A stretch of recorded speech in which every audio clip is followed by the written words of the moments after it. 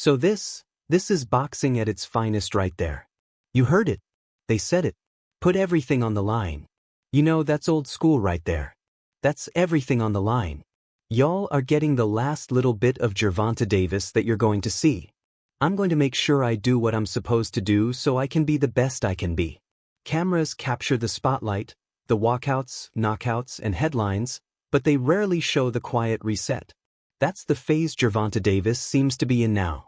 Back in the gym with Calvin Ford, under the same guidance that shaped his rise, Tank looks refocused.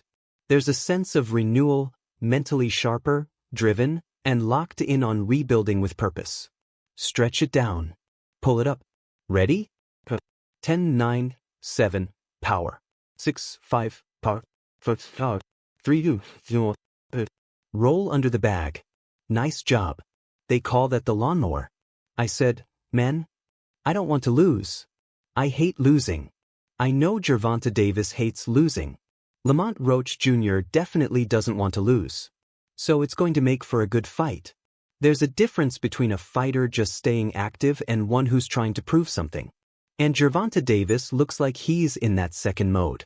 The idea of a clash with Shakur Stevenson at 140 no longer feels like hype. It feels like real motivation. Because Shakur Stevenson isn't someone you beat on talent alone. It takes discipline, timing, patience, and relentless conditioning to deal with his style. You need speed.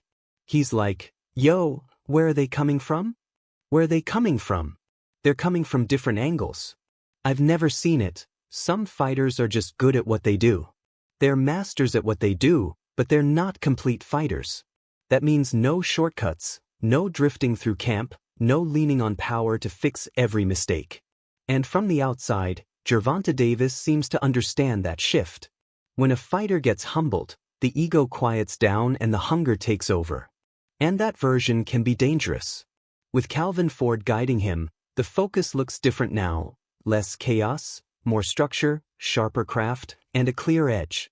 When I was with Floyd Mayweather Jr., I used to spar like Gervonta Davis. When he truly locks in, his explosiveness becomes even more dangerous because it's backed by purpose.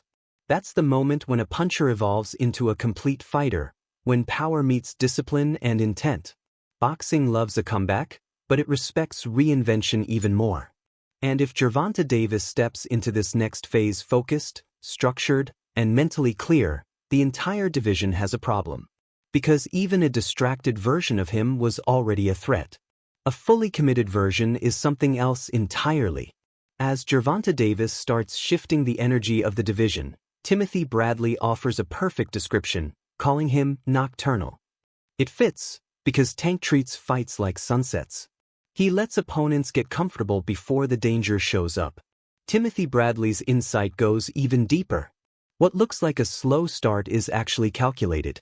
Tank gives up early control to take full control later, studying patterns, timing, reactions, and setting traps that casual fans often miss.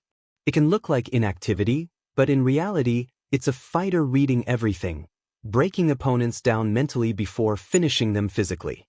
He has the eye for it. He knows when a fighter is weakening. He knows when a fighter is starting to tire. He listens to their breathing and notices the subtle signs of when to turn it up. And that's when he does. He steps on the gas pedal. Tank is a terrifying fighter because he can turn it on at any moment. Not many fighters can do that, flip the switch instantly. He's reading everything, your rhythm, your reactions, even how you handle pressure.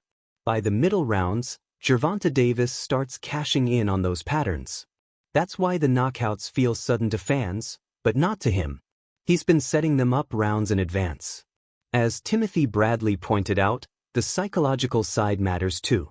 Some opponents step in already wary of Tank's power, and once that doubt creeps in, it slows them down before a clean shot lands. Even lands.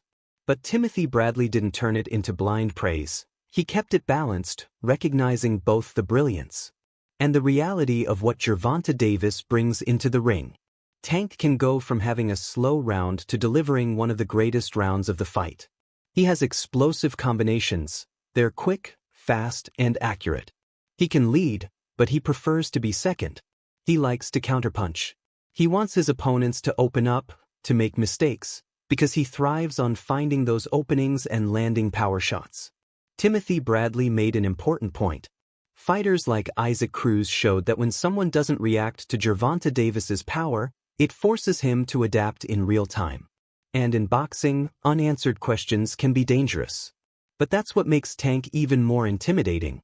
He's not just a puncher, he's a problem solver with knockout power.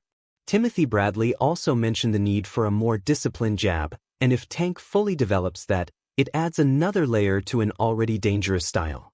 Then there's the looming matchup with Shakur Stevenson at 140. That's where it gets really interesting. A tactical battle between movement and control versus pressure and timing.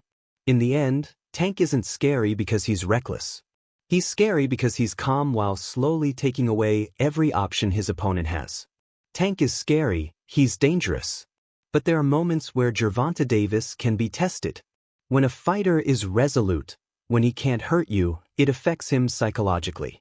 It won't stop him from trying to knock you out, but you can see it does something when he lands and you don't go anywhere. Still, Gervonta Davis is one of the most complete fighters in the game. He is just about everything. And just when the conversation leans into technique and tactics, Greg Hackett brings it back to basics. When Gervonta Davis gets announced, suddenly everyone is watching. Greg Hackett's blunt take, "Somebody's getting knocked out," captures Tank's impact. He doesn't just join a fight card, he changes the entire energy around it.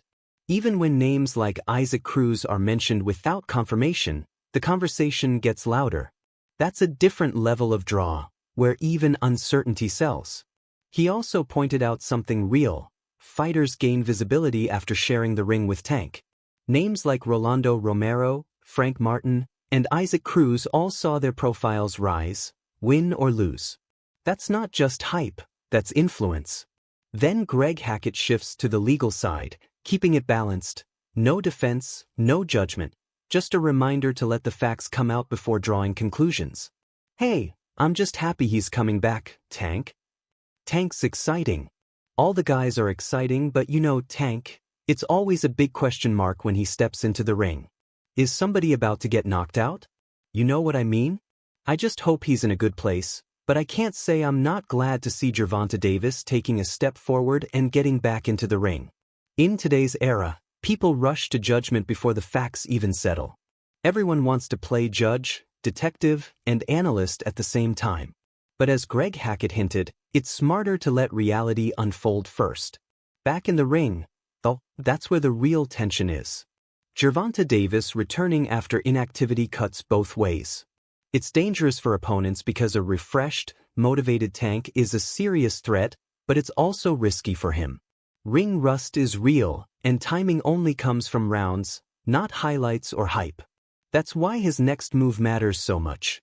A tune-up fight brings criticism, but jumping straight into elite competition brings risk. Fans want super fights instantly, but boxing doesn't always work that way. Greg Hackett also touched on something bigger. The sport needs stars who move the needle, and Tank does exactly that. Whether people support him or doubt him, when he fights, attention follows. So the real question isn't if people will watch, it's what version shows up. Is it still the storm everyone fears, or the calm before someone else takes the spotlight? He has that kind of effect. He can even elevate someone just by being around them.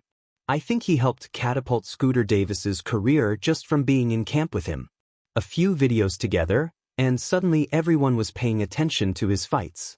He fought on a Matchroom card, got a stoppage, and before you know it, he signed with Top Rank. People talked about him for about a week, about how great he is, and then it faded. That's the difference in star power. People even stopped talking about Shakur Stevenson for a while, not because he isn't skilled, but because he hasn't fully crossed into mainstream stardom yet. But that can change. Shakur Stevenson can become a major star if he fights someone like Gervonta Davis.